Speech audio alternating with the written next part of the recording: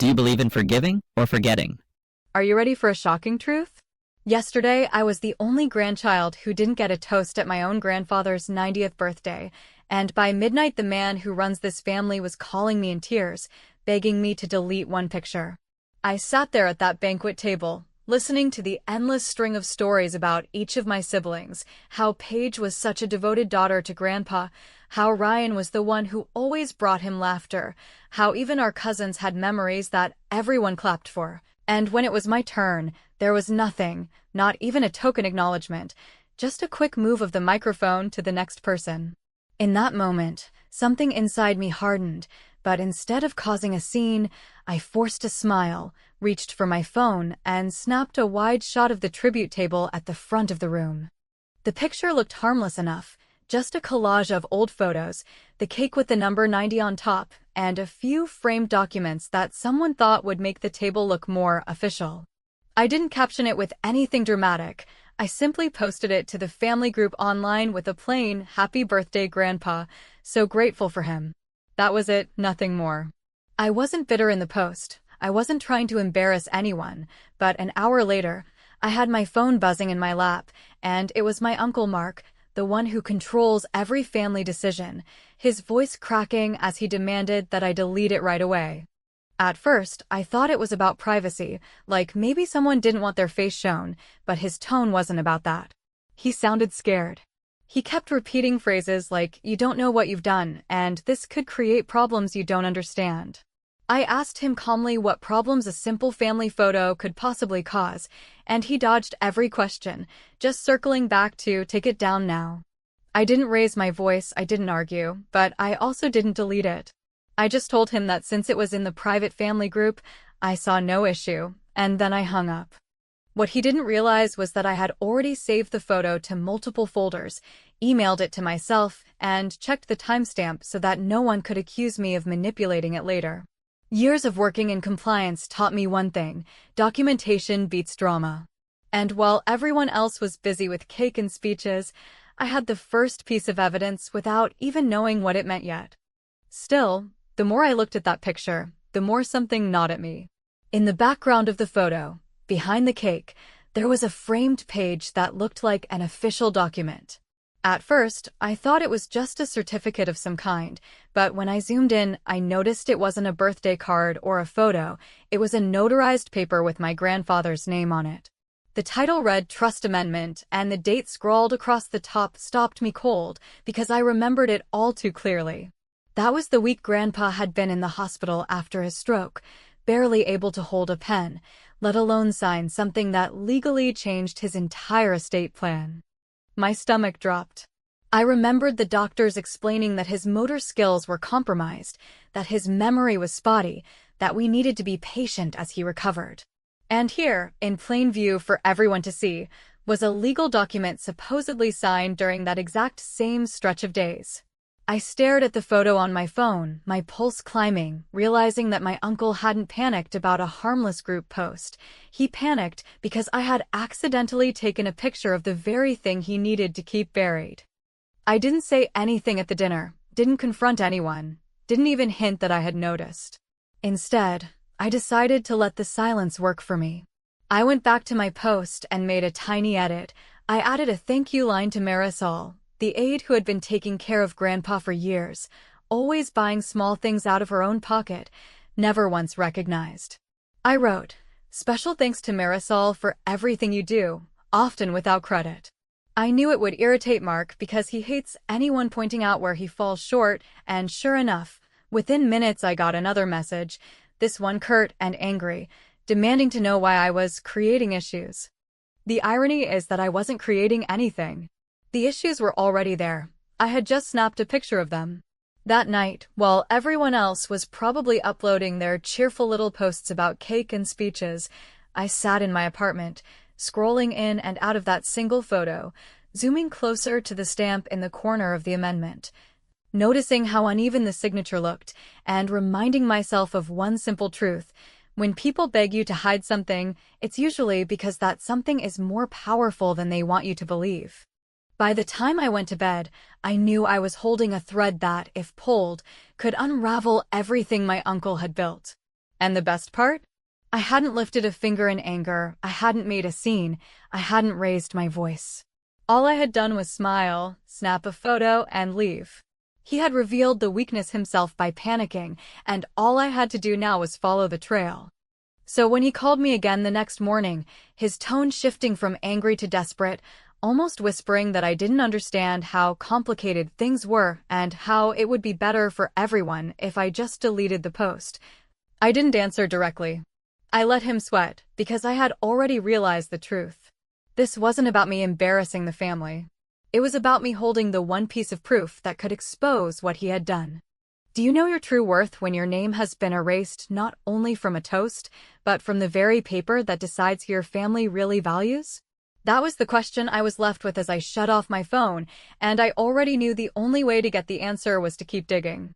When I woke up the next morning, I couldn't stop replaying the look of that framed document in my mind, the trust amendment sitting there on the tribute table like a decoration, as if it were a family heirloom worth celebrating instead of a suspicious piece of paper that might have been signed at a time when my grandfather was incapable of understanding what he was putting his name on. And the more I thought about it, the more I realized that if I didn't start piecing the timeline together right away, I would risk letting the details blur the way families always hope memories do when they want uncomfortable things forgotten.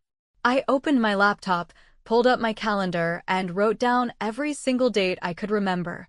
The day Grandpa had his stroke, the day he was admitted, the day he was discharged, the appointments that followed. And then the date printed at the top of the amendment, which fell right in the middle of the period when he could hardly grip a fork, let alone comprehend the legal meaning of altering his estate. It wasn't enough just to feel suspicious, though. Suspicion without proof is how people like my Uncle Mark stay in control, because they can dismiss you as bitter, emotional, or dramatic, so I needed evidence that would speak louder than my own voice. That's when I started scrolling through family members' social media pages, the ones where everyone loves to flaunt their latest perks as if Grandpa were a never-ending ATM. Paige had posted a picture of her brand new car with a ribbon on it, gushing about how grateful she was for Grandpa's help and tagging Uncle Mark with a row of exclamation points. Ryan had casually shared photos of his newly remodeled deck with a caption about family support making dreams possible. At the time I had rolled my eyes and moved on, but now, stacked against the date of the amendment, those posts felt like puzzle pieces clicking into place, each one showing that money had been flowing out of Grandpa's accounts while Mark held the pen. Still, I wanted something beyond digital crumbs, so I arranged to meet Marisol, Grandpa's aide, for coffee. She was hesitant at first, always cautious not to step into family politics, but after I explained that I just wanted to make sure Grandpa wasn't being taken advantage of, she opened up. She told me that she had been buying household necessities with her own money more often than not, waiting weeks or months to be reimbursed, and when reimbursements did come, they usually arrived in cash, handed over by Uncle Mark with a quick thanks, and no receipts. She admitted she found it odd, but figured it was just the family's way of keeping things simple. Listening to her, I could feel my anger building, because if Grandpa's money was supposedly stretched thin enough that Marisol had to cover basics, then how did my siblings manage to get cars and home renovations? That afternoon, I drove to the county recorder's office and requested copies of recent filings under my grandfather's name. The clerk printed out a few documents, including the amendment I had seen in the photo, and when I held the paper in my hands, I noticed immediately that the notary stamp looked off. The font slightly different from the standard state format I was used to seeing in my work. It might have meant nothing, but combined with the rushed filing date, processed within 48 hours of the supposed signing, it screamed of someone pushing papers through faster than usual. People who work by the book rarely move that quickly, but people who want things locked in before anyone can ask questions do. On the drive home, I decided that if Uncle Mark wanted to keep playing games, I would play mine with precision. In the family group chat, where everyone had been sharing their glossy dinner photos, I posted my own "thank you" again, but this time I included a receipt, a digital screenshot of the payment I had sent directly to Marisol to reimburse her for the groceries and supplies she had covered in the last 2 weeks. My message was simple: Thanks again, Marisol, for keeping Grandpa comfortable. I'm glad I could pay you back for the things you bought out of pocket. Within minutes, the chat went quiet. Paige eventually replied with a passive-aggressive that wasn't necessary, but I could almost hear the seething behind her words, because what I had done was shine a light without making any accusations, proving that someone outside of Mark's little circle was documenting who really carried the weight of care. I knew this was only the beginning, but already I felt a shift. For years, I had been the invisible one, the child overlooked, the voice drowned out by louder siblings and a domineering uncle, but now I had something none of them could easily dismiss: dates, receipts, and the cracks in their story. When my phone buzzed again that evening, I expected more snide comments in the family group, but instead it was a certified letter delivered to my door, the kind that makes your heart race before you even open it. Inside was a formal notice from Uncle Mark's lawyer accusing me of defamation, demanding that I delete my post, retract my claims, and refrain from further interference with family matters. I laughed out loud, not because it was funny, but because the letter itself was proof of how deeply I had struck a nerve. I hadn't made any claims at all. All I had done was post a picture, thank an aide, and pay her back openly. If that was enough to trigger legal threats, then I could only imagine what would happen once I started pulling on the bigger threads, the ones tied to bank withdrawals, notarizations, and hospital timelines. The letter didn't scare me, it energized me, because I finally understood the difference between throwing accusations in anger and quietly stacking undeniable facts. I placed the letter on my desk, pulled my laptop closer, and started a new folder labeled simply Grandpa. Inside, I saved the amendment, the reimbursement screenshot, the suspicious social media posts, and my notes on the dates. I knew that the next steps would not just involve quiet documentation, they would require me to step into official channels, places my uncle couldn't control with intimidation or crocodile tears. The time for silence had ended. The time for reports, for records, and for consequences had arrived, and as I closed my laptop that night, I whispered to myself what I was beginning to truly believe. Only 1% of people understand the difference between defamation and documentation, and I was about to make that lesson very clear. By the time I had that lawyer's letter in my hands, I understood something that had taken me far too long to learn, which was that silence had never protected me in this family and politeness had never earned me a place at the table. So if I wanted the truth about what my uncle had been doing with my grandfather's life and money to see the light of day, I would need to stop worrying about whether I looked like the difficult niece and start treating this like I would any compliance case at work, which meant documenting everything, filing reports with the proper authorities, and creating a record that could not be erased no matter how many phone calls or threats came my way. I sat at my kitchen table, took a deep breath, and dialed Adult Protective Services, and in that moment, I felt a strange mix of fear and clarity, because while part of me dreaded being branded as the one who had turned on the family, another part of me felt a rush of relief knowing that I was no longer alone in holding this secret. When the APS intake worker answered, I explained calmly that I was a family member, that my grandfather was 90 years old, that there were documents being circulated which appeared to have been signed during the period of his hospitalization when his motor function and cognition were severely impaired, and that I had photographic and physical evidence that raised serious questions about the authenticity of those signatures. I was careful not to speculate, because speculation is what gets dismissed, so instead I listed dates, locations, and the chain of custody for the documents I had obtained. And I could tell by the way the worker asked follow-up questions that they knew exactly how serious this was. They instructed me to forward copies of what I had, to keep the originals safe, and to prepare myself for a wellness check that might happen without warning, because once APS opened a case, they would move quickly to assess Grandpa's current condition and environment. Later that week, I visited Grandpa at the house, keeping my tone light and my questions casual, because I didn't want him to feel interrogated or pressured, but I brought a small recorder with me, one he agreed to when I said, "Grandpa, I forget things so often. Can I just record a bit so I can remember what you say?" He smiled and agreed, and as we talked, I gently asked if he remembered signing any papers the week he was in the hospital.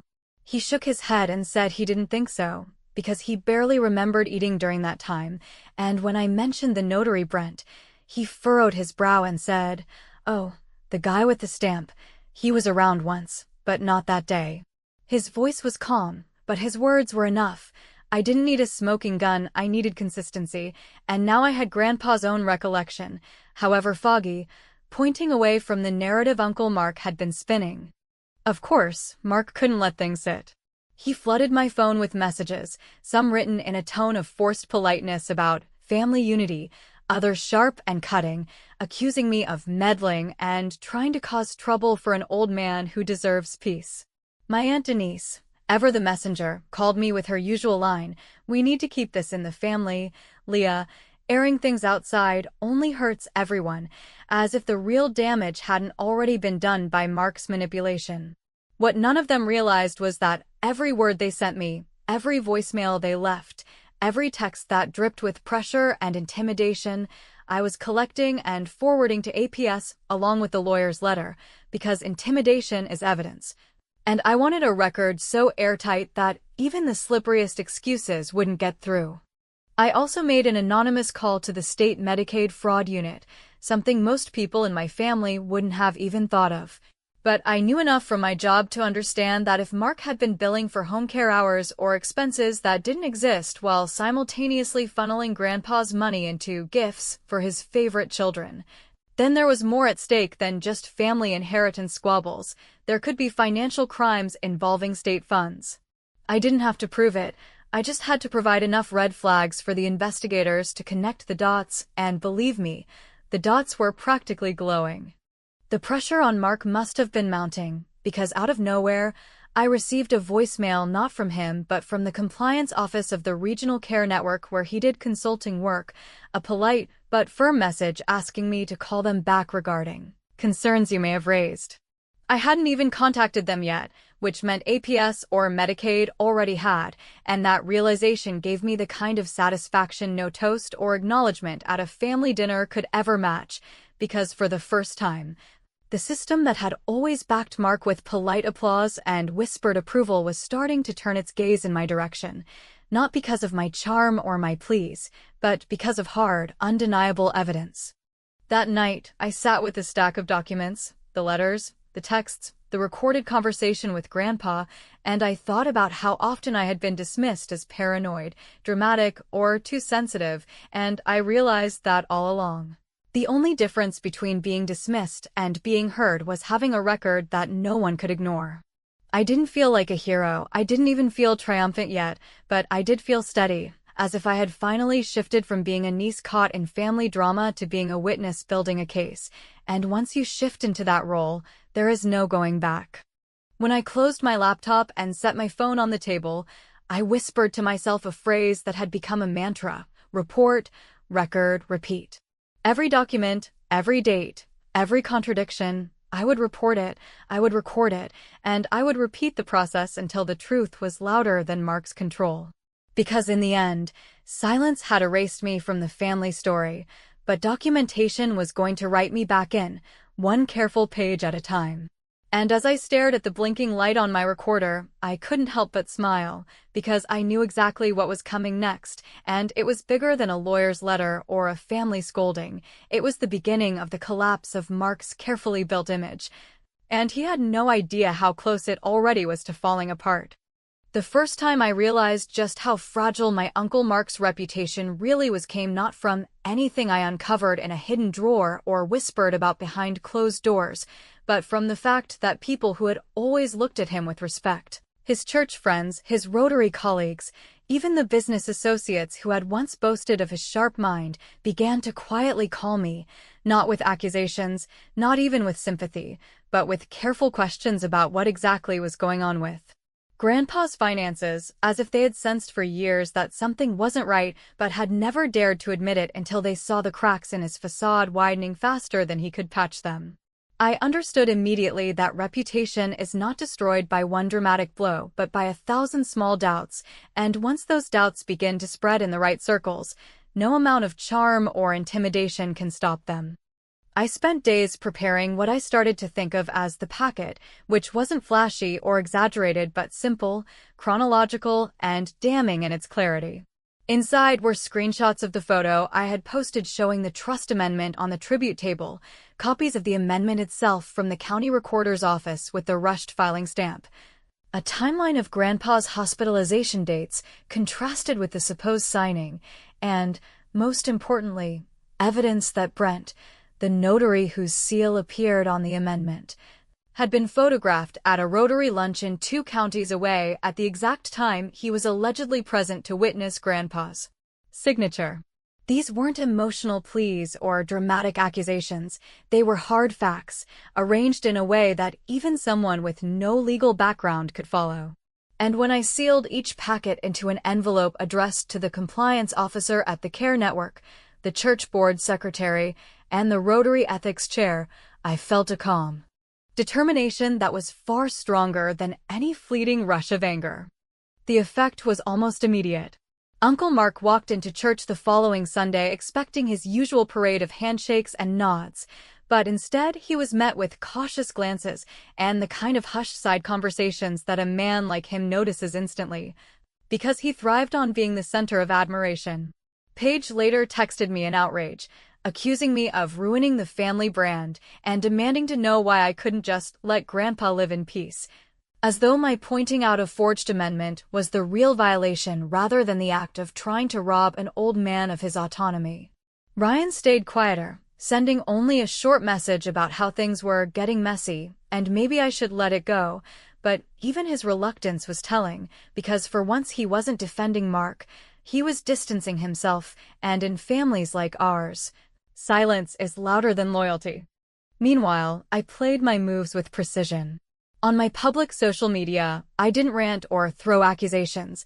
I simply posted an old picture of Grandpa and me at a minor league baseball game with the caption, "Always team." It looked harmless to anyone outside the family, but to Mark, it was a calculated blow, because it reminded everyone of a side of Grandpa that had nothing to do with money, wills, or legal papers. And it undercut the narrative that he alone was the keeper of Grandpa's legacy. The beauty of that kind of move is that it shifts the story without a single accusation, leaving the guilty scrambling to explain why they are suddenly under scrutiny while you appear calm, steady, and even nostalgic. But what really set the stage for the collapse was the notice I received a week later from the county court. A hearing had been scheduled to validate the trust amendment. For all his bluster and threats, Uncle Mark had been forced into the very arena he had wanted to avoid, because once official agencies began circling, the only way he could try to legitimize the document was to bring it into a courtroom where signatures, timelines, and notaries would be scrutinized under oath. That subpoena landed in my mailbox like confirmation that all my documentation had mattered, that every screenshot and recorded conversation had pushed the situation to the point where it could no longer be swept under the rug. When I called the clerk to confirm the hearing date, she mentioned almost casually that the judge assigned had a reputation for being strict about notarizations and capacity in elder cases, and I couldn't help but smile, because I knew Mark's arrogance would not serve him well in front of someone who valued precision over personality. He might charm family dinners and manipulate siblings into silence, but he couldn't wink his way through a docket or bluff past a judge who had seen 100 men just like him. In the days that followed, I noticed Mark growing more frantic. He showed up at Grandpa's house more often, barking orders at Marisol, insisting that all visitors be cleared through him, and spreading rumors in the family group chat that I was unstable and obsessed with tearing people down. None of it mattered anymore, because the people whose opinions truly counted, compliance officers, church elders, ethics committees, and now a county judge, had the packet, and every desperate move he made only confirmed their growing doubts. As I sat in my apartment late one night, looking over my notes and preparing myself for the hearing, I felt the weight of what was about to happen. This wasn't just about family politics anymore. It was about exposing a man who had hidden behind his reputation for decades, using it as both a shield and a weapon. And watching that shield crack in real time was more satisfying than any toast or acknowledgement could ever have been. I knew the next steps would be messy, that courtrooms never guarantee justice in a clean, simple package, but I also knew that I had already shifted the balance of power. Because the truth about reputation is that it doesn't take a scandal splashed across headlines to destroy it. All it takes is one well-timed packet of evidence landing in the right hands. And suddenly the man who once strutted into every room as if he owned it now walks in and finds himself surrounded by silence, suspicion, and the slow collapse of the carefully curated image he thought would protect him forever. And as I folded the court notice back into its envelope, I couldn't help but think, can you guess what happens when the notary who supposedly witnessed a signature is proven to have been in another county at the exact same moment? I already knew the answer, and I was ready to watch it unfold. Walking into the courtroom on the morning of the hearing, I felt the weight of everything that had built up over the past few weeks pressing down on me, but instead of collapsing under it, I carried it like armor because I knew that every note I had written, every screenshot I had saved, every inconsistency I had documented, and every piece of intimidation I had turned into evidence had led us to this exact point where my uncle could no longer hide behind the polished veneer of family loyalty, or his carefully maintained reputation in the community, since now he would have to defend himself in front of a judge who did not care about his charm or his long-winded stories, but only about dates, signatures, and the undeniable logic of what could or could not have happened on a certain day. I sat in the gallery, calm but alert, while Uncle Mark and his lawyer tried to argue that the trust amendment was valid, and as they spoke, I could see the judge's expression tighten with each explanation that sounded less like clarity and more like desperation. When Brent, the notary, was finally called to testify, the tension in the room shifted like air before a storm, because here was the man whose stamp and signature supposedly legitimized the entire amendment, the man who, on paper, had been there to witness Grandpa signing an important legal document, and yet, when questioned about the exact time and place, he stumbled, first saying he thought it was late morning, then maybe early afternoon, before being confronted with the very rotary luncheon photos that showed him grinning in another county at that exact time.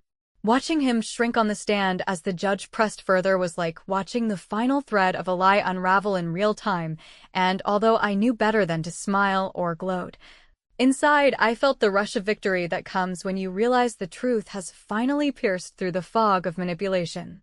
The judge ordered the amendment suspended pending further review, citing serious questions about its validity and Grandpa's capacity at the time of signing, and while Mark's lawyer tried to salvage the situation by suggesting that the family could work this out privately, the judge shut him down firmly, reminding everyone that when issues of elder rights and potential fraud are involved, the court has an obligation to ensure fairness that goes beyond family preferences.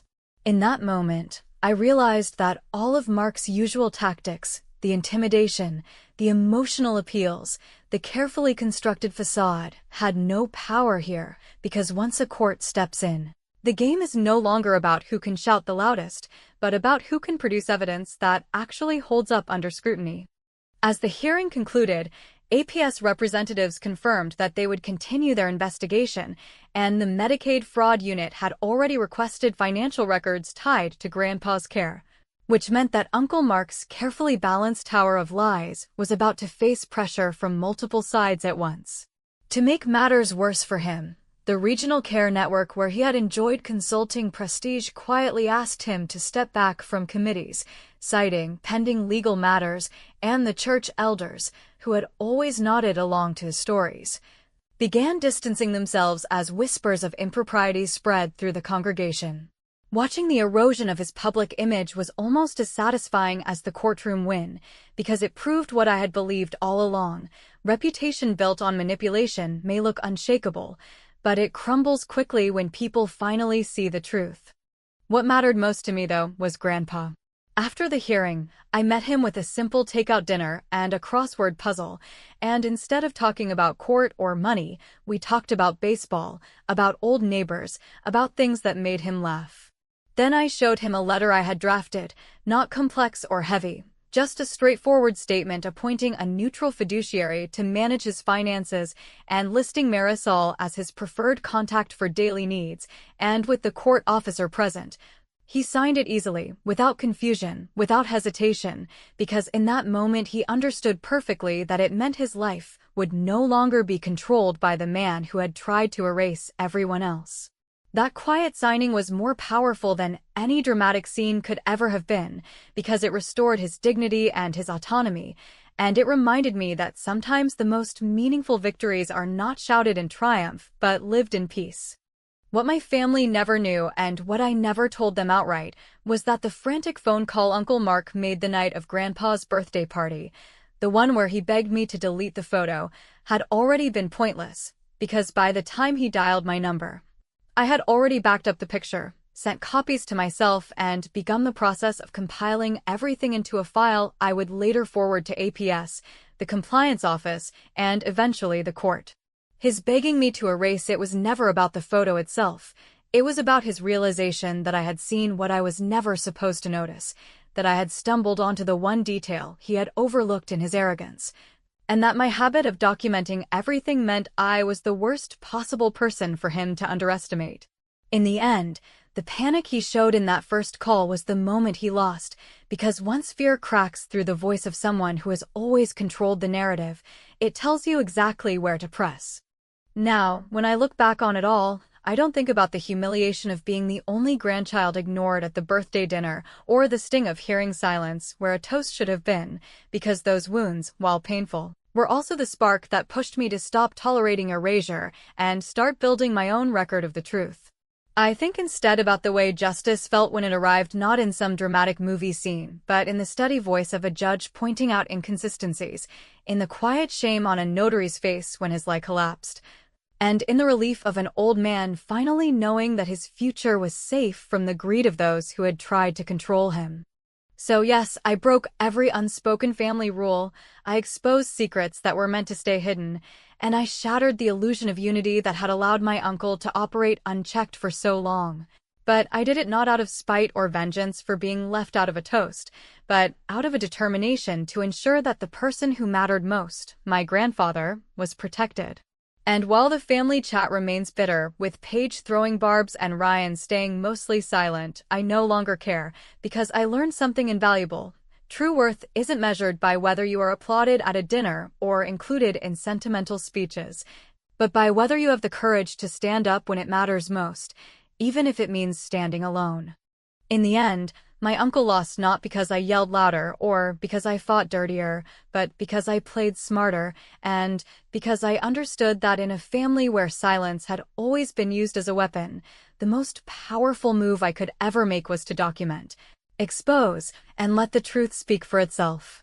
And as I left the courtroom that day, walking past Mark without a word, I realized the irony that he had once begged me to delete a single photo, yet it was precisely that photo, unedited, unerased, undeleted, that became the last edit in a story he thought he controlled, but which, in the end, I had rewritten completely.